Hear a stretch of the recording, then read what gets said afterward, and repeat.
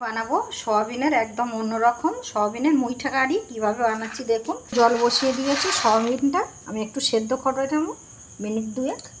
সয়াবিনটা আমার সেদ্ধ হয়ে গেছে, ভালো করে সেদ্ধ করে নিতে হবে গ্যাসের আঁচ জোর দিয়ে। এবার আমি এটাকে ছেঁকে নেব, নিয়ে ঠান্ডা করে নিয়ে আর মিক্সিতে পেস্ট করব। কিছু জিনিস আমি পেস্ট করে নেব। আচ্ছা, 3টে পেঁয়াজ, রসুন ছাড়ানো আর আদা, এটা একসঙ্গে আমি বেটে নেব। আদা রসুন পেঁয়াজের সঙ্গে আমি 4টে কাঁচা লঙ্কাও দিয়ে দেব। ওই মিক্সির জারের মধ্যে ভালো করে সয়াবিনটা আমি এইভাবে জলটা চিপে নেব, নিয়ে আমি পেস্ট করে নেব একইভাবে। সয়াবিনটা আমি বেটে নিয়েছি দেখুন, জল ছাড়াই আপনারা বাটবেন। দেব স্বাদ অনুযায়ী লবণ, গোলমরিচের গুঁড়ো, যে আদা রসুন পেঁয়াজ কাঁচা লঙ্কাটা বেটে রেখেছিলাম আমি 2 চামচ এর মধ্যে দেব। 2 চামচ বেসন দিলাম, 2 চামচ কর্নফ্লাওয়ার দেব,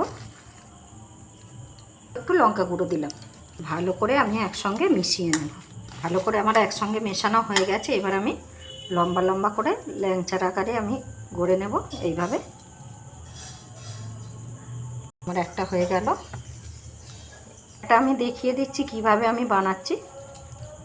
তেমন কিছু ব্যাপার নয়, খালি লম্বা লম্বা করে এইভাবে হয়ে গেল আমার। আর একটা করে বানিয়ে নেব। একটা প্যান বসিয়ে দিয়েছি, আমি শ্যালো ফ্রাই করব। এর মধ্যে আমি অল্প তেল দেবো, বেশি দেবো না।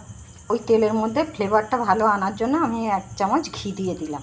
এটা আমার গরম হয়ে গেছে, এবারে একে একে আমি দিয়ে দিলাম। পেঁয়াজটা আমি আস্তে করে দিয়ে ধীরে সিস্তে ভাজতে হবে। উল্টে দেবো, ভালো করে ওলট পালট করে সময় নিয়ে ভাজতে হবে, তবে জিনিসটা ভালো হবে। লাল লাল করে ভাজা হয়ে গেছে, এবার আমি তুলে নেব একইভাবে। এইভাবে আমি ভেজে নেব। আমার ভাজা হয়ে গেছে মুইঠাগুলো। এবার আমি কড়াই বসিয়ে দিয়েছি, দিয়ে দিলাম তেল।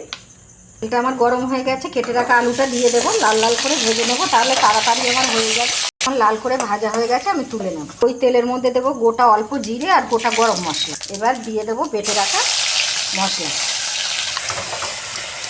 ভালো করে কষিয়ে নিতে হবে। তেল ছেড়ে দিয়েছে। এর মধ্যে এবার টমেটো কুচি একটা দিয়ে দিলাম, অনুযায়ী লবণ, গুঁড়ো দেবো, জিরে গুঁড়োটা দেওয়ার পর ভালো করে কষিয়ে নেব। দিয়ে তেল ছেড়ে দিয়েছে, এর মধ্যে এবার দেবো 2 চামচ ফেটানো টক দই। করে মশলাটা আমার কষানো হয়ে গেছে, ভেজে রাখা আলুটা দিয়ে একটু ভালো করে কষিয়ে নেব আমি। আলুটা দিয়ে ভালো করে আমার কষানো হয়ে গেছে, তেল ছেড়ে দিয়েছি। এর মধ্যে এবার আমি জল দিই, সেদ্ধ হোক। কিছুক্ষণ বাদ আমি দেখাচ্ছি। আলুটা আমার সেদ্ধ হয়ে গেছে, ওপর দিয়ে তেল ভেসে উঠেছে। এবার আমি মুইঠাগুলো দিয়ে দিলাম, দিয়ে একটু ফুটিয়ে নেব। এবার আমি নামিয়ে নেব। একটু ফুটিয়ে নিয়েছি, গ্রেভি বসে যাবে।